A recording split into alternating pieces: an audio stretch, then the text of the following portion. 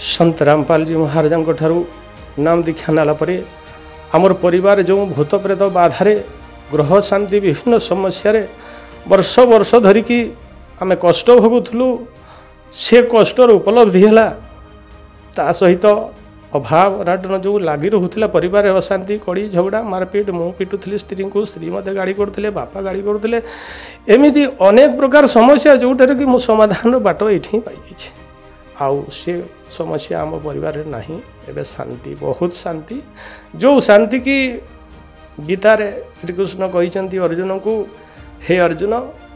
तुम्हें यदि परम शांति परम सुख लाभ करने को चाह तेरे तुम्हें से तत्वदर्शी सतों पाखक जाओ तुमको जी तत्व ज्ञान देवे एक कथा कहते गीता अध्याय 18-62 श्लोक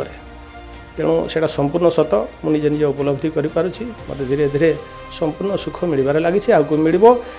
मोक्ष प्राप्तिर रास्ता भी पाई जाइछु।